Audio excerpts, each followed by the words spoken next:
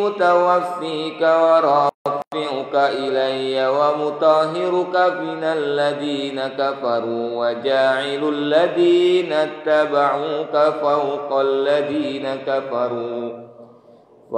الذين كفروا إلى يوم القيامة ثم إلي مرجعكم فأحكم بينكم فيما كنتم فيه تختلفون فأما الذين كفروا فأعذبهم عذابا شديدا في الدنيا والآخرة وما لهم من ناصرين وأما الذين آمنوا وعملوا الصالحات فيوفيهم أجورهم والله لا يحب الظالمين ذلك نتلوه عليك من الآيات والذكر الحكيم إن مثل عيسى عند الله كمثل آدم خلقه من تراب ثم قال له كن فيكون الحق من ربك فلا تكن من الممترين فمن حاجك فيه من بعد ما جاءك من العلم فقل تعالوا ندع أبناءنا وأبناءكم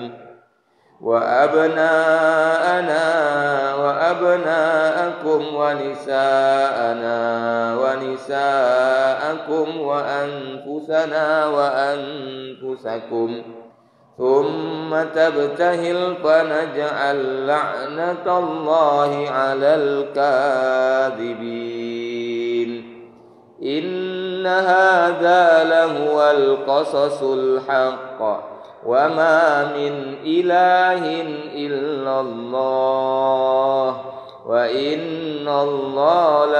وإن الله لهو العزيز الحكيم وإن تولوا فإن الله عليم بالمفسدين صدق الله العظيم. Allah Subhanahu wa ta'ala berfirman, ketika Allah berfirman kepada Isa, wahai Isa, aku mengambilmu, inni mutawaffika, wafat itu artinya diambil. Jadi aku mewafatkanmu, diterjemahkan di sini, aku mengambilmu. Wahai Isa, aku mengambilmu dan mengangkatmu kepadaku. Diambil Allah, diangkatnya kepadanya, ke sisinya. Serta menyucikanmu dari orang-orang kafir dan menjadikan orang-orang yang mengikutimu di atas orang-orang yang kafir itu hingga hari kiamat. Kemudian kepadaku engkau kembali, lalu aku beri keputusan tentang apa yang kamu perselisihkan. Kita terangkan dulu mintalah. Jadi Allah Subhanahu wa taala sebutkan, dan kita sudah tahu ini ya, bahwa Nabi Isa itu kan belum mati. Ya, belum meninggal. Tetapi Allah wafatkan, maknanya Allah ambil ke atas, ditarik ke atas, dinaikkan ke langit gitu. Itu bahasa yang sudah kita ketahui selama ini. Bahwa Nabi Isa alaihissalam itu ketika itu dia bukan meninggal, tapi Allah ambil dia, Allah angkat dia ke langit, diangkat ke sisinya. Ya Isa, ini sesungguhnya aku mutawaffika, mewafatkan engkau atau mengambilmu, warafi'uka, dan mengangkatmu ke sisiku, ilayya.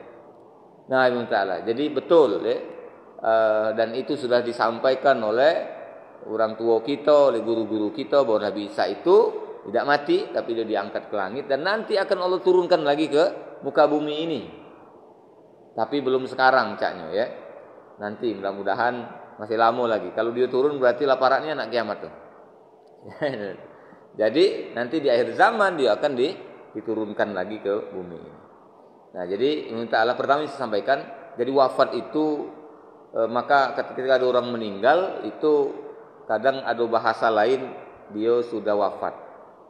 Wafat ya, wafat itu. Nah, jadi Ibnu Ta'ala, jadi arti wafat itu artinya diambil Allah Subhanahu wa taala. Ngapa Allah ambil ya? Karena punya dia. Inna lillahi wa inna ilaihi rajiun. Kita ini sesungguhnya adalah dari Allah, milik Allah, kepunyaan Allah. Maka Allah akan ya sekendak dia nak ngambilnya kembali miliknya tadi. Sama dengan kita yang pernah kita bahas ketika di akhir surat Al-Baqarah ada pelajaran tentang pinjam meminjam. Ya, kalau harta yang kita pinjamkan kepada orang lain itu statusnya punya kita. Artinya kita berhak untuk ngambilnya kapan baik. Tetapi karena kita adu akad dengan dia di perjanjian, maka tentunya kita menunggu ngambilnya itu ketika perjanjian sesuai dengan perjanjian. Nah, seperti itu. Nah, Allah Ta'ala, tapi itu statusnya punya kita. Jadi namanya punya kita ya kita ada hak untuk mengambilnya kembali. Dan kita ini milik Allah Subhanahu wa taala. Maka arti wafat itu seperti itu maknanya. Wafat itu artinya diambil. Maksud kitanya diambil Allah Subhanahu wa taala. Kembali kepada Allah Subhanahu wa taala. Dan kita semua akan kembali kepada Allah Subhanahu wa taala. Nah, Allah Ta'ala, jadi kemudian Nabi Isa itu dinaikkan ke langit. Ya. Diangkat oleh Allah Subhanahu wa taala ke langit. Nah, wafatnya Isa atau Isa diambil Allah, diangkat Allah ke langit itu dalam rangka Allah ingin menyucikannya. Dalam Al-Qur'an kan Allah sebutkan wa mutahhiruka minal ladina kafaru. Kami akan menyucikanmu dari orang-orang yang kafir. Bagaimana Bu maksud menyucikan itu? Nabi Isa Bu, kalau seandainya pertama kalau dia tidak diangkat oleh Allah Taala ke langit, maka dia akan mati. Karena saat itu dia sedang dicari, dikejar-kejar. Lalu cara Allah kemudian skenario Allah terjadi pada saat itu yang kita baca kemarin, wa makarallah itu innallaha khairul makirin. Orang-orang kafir itu ada tipu daya, ada rencana jahat, dan Allah adalah nanti akan membalas rencana jahat itu. Dan Allah itu sebaik-baik pembalas tipu daya. Bagaimana cara Allah kemudian menyelamatkan Nabi Isa tadi dengan diangkat tadi. Kemudian tidak hanya itu, kita sudah mendapatkan informasi dari para ulama kita bahwa pada saat Nabi Isa itu ketika diangkat ke langit, Allah mengganti penglihatan orang-orang kafir yang mengejar Nabi Isa itu, wajah Isa itu dilihat oleh mereka itu adalah ada di wajah seseorang di antara mereka itu. Ya, kalau salah namanya siapa? Yudas kalau salah ya.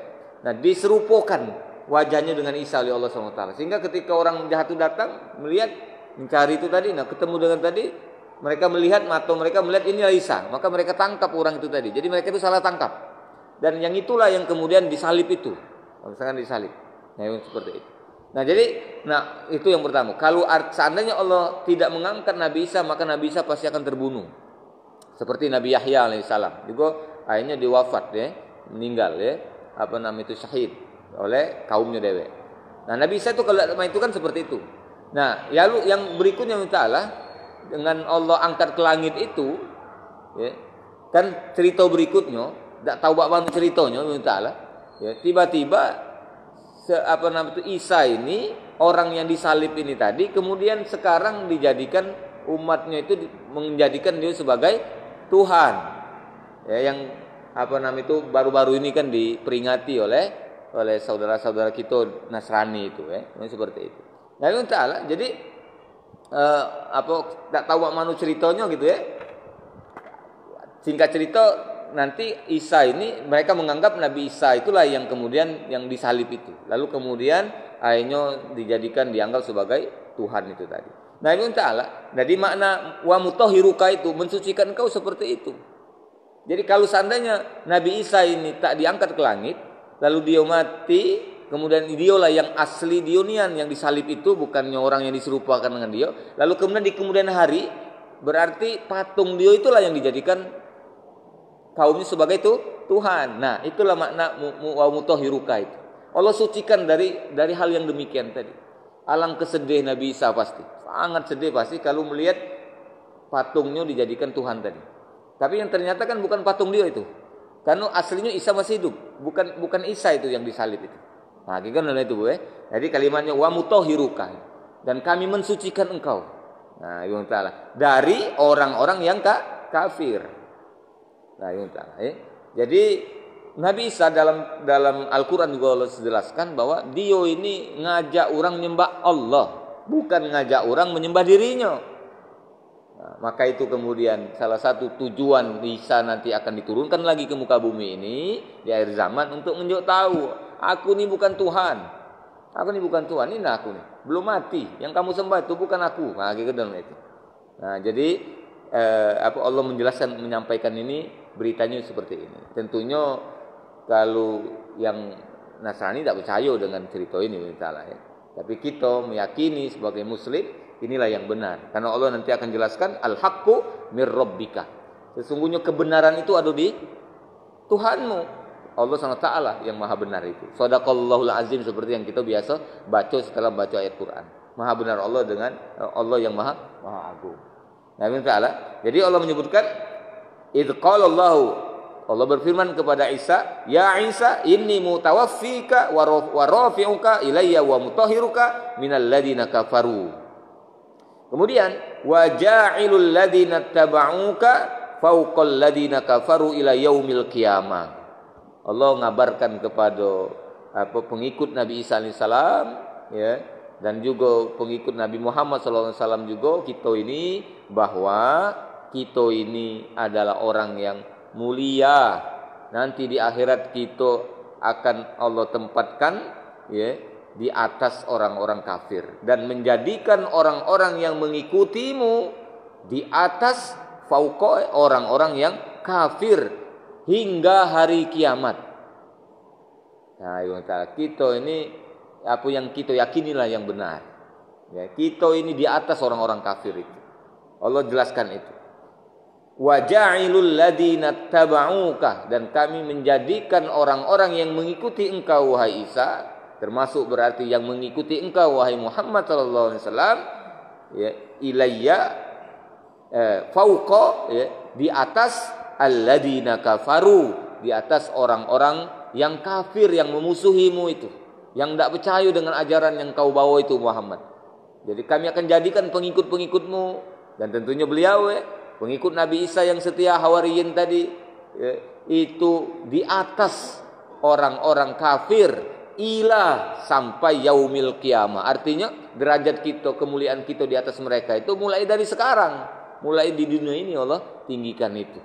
Makanya itu yang Ta'ala, kita tidak boleh ragu dengan keimanan kita ini, ya, dengan Islam tidak boleh ragu, dan apa yang Allah perintahkan kepada kita tidak boleh kita ragukan lalu kemudian bahkan kita tinggalkan.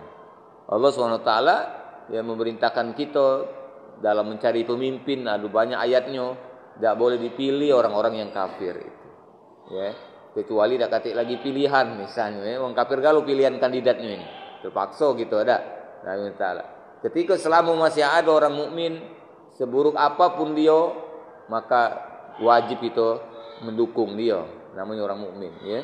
Nah, itu jangan kita meragukan sekali lagi itu. Nah, jadi Bapak Ibu rahmati Allah Subhanahu wa taala, bahwa kita muslim ini Allah sebutkan fauqal ladina kafaru ila yaumil qiyamah. Allah tempatkan kita di atas posisi kita, derajat kita di atas mereka sampai hari kiamat. Bapak Ibu rahmatullah subhanahu wa ta'ala, ini ayat ke-56, 55. Kemudian nanti di akhirat Allah jelaskan dalam Al-Qur'an ini ayat 55 ini, "Tsumma ilayya marji'ukum fa ahkumu bainakum fima kuntum fihi takhtalifun." Nanti pada saatnya nanti Allah akan